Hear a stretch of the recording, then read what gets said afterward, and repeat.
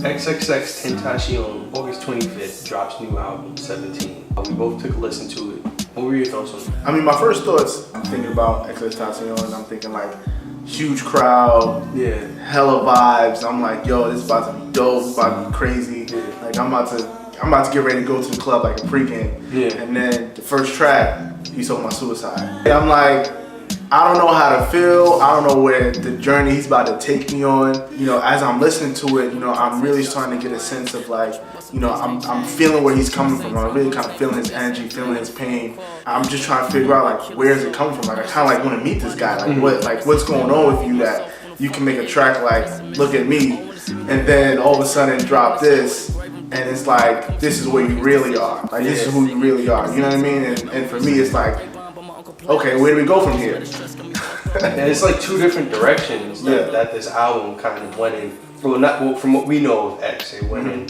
For example, like you said, the look at me, and we're used to that heavy, digging my pants. And then he starts the album off like, this is who I am. You're about to enter my mind, and this is what I think. Like, I listened to the album 3 times before we did this. Number one, because the album was so short. The second reason, it was dark. It was depressing, but yet it was refreshing at the same time. It was almost like this new side of, I'm not gonna call this hip hop, because this album is not hip hop at all. Calling it hip hop, it's because he's black. Would you agree with that? I mean, I agree with that. It's like the kind of vibes that he's giving off, it comes off kind of emo. And I guess like when I think about the crowd, the crowds that he's performing at, like a lot of it is majority white people, you know, but I guess he's catering to his audience a little bit. Overall, he's definitely disturbed. Like hands down, no bars attached. He's definitely disturbed, and you know, we really kind of see that in the genius of his music. And I think he kind of took us on a journey that arguably a lot of black people don't really go through. You know, I mean, and maybe more, you know, other communities can kind of relate than the African American community per se. But just in terms of like his passion, like what he's saying and like his feeling, like it was just kind of like, I really want to sit down and have a conversation with him to really kind of understand, like, you know, what is your mind like?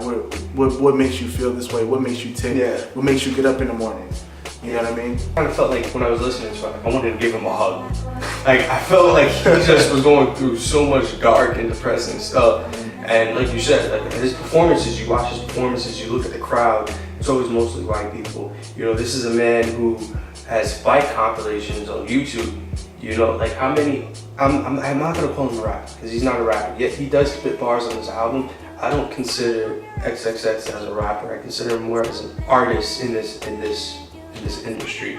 He's showing that he has range, that he can go from the look at me to this R&B style.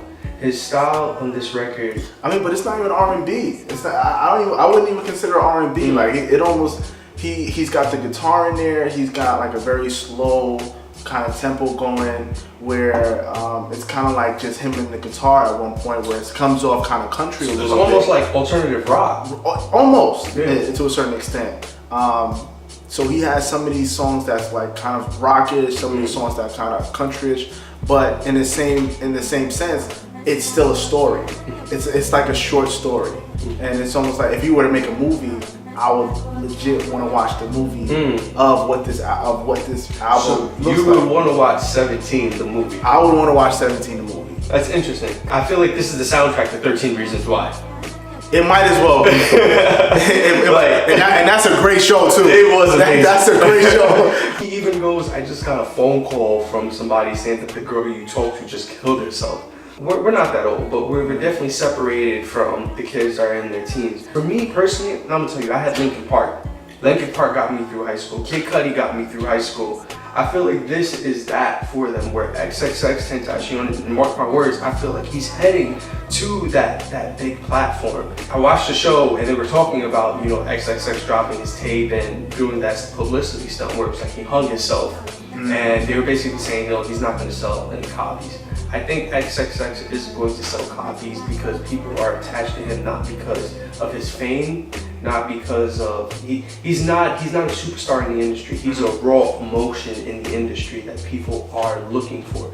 And he is dropping a second album. Maybe the second album he is going to reach more into his rap style. Because we have heard him rap. We hear him rap on this album, and he's not a mumble rapper at all. No, not at all. I agree. I mean, but again, this goes back to my original point. It's like, well, where do we go from here? Mm-hmm. You know, we kind of see this kind of transition of kind of this mellow, really kind of down to earth, little bit emo kind of music, where he's talking about some really dark stuff, and then the last track, the outro, was almost kind of like the sun is going to shine again.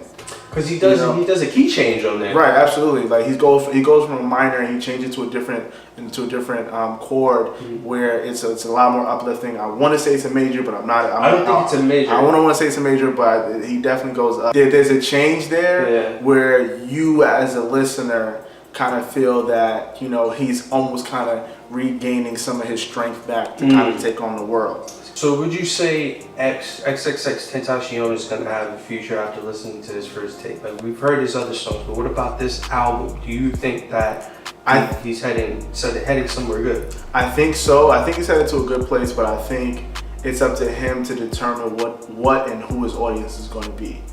I think depending on what he drops, how he drops it, the manner of how he progresses and matures is really going to dictate the kind of audience that he's going to have. He really is going to have free reign to dictate who his audience is going to be. He's not going to be a Drake. He's not going to like appeal to everybody, you know, but he definitely has free reign to say, I want to talk to you today.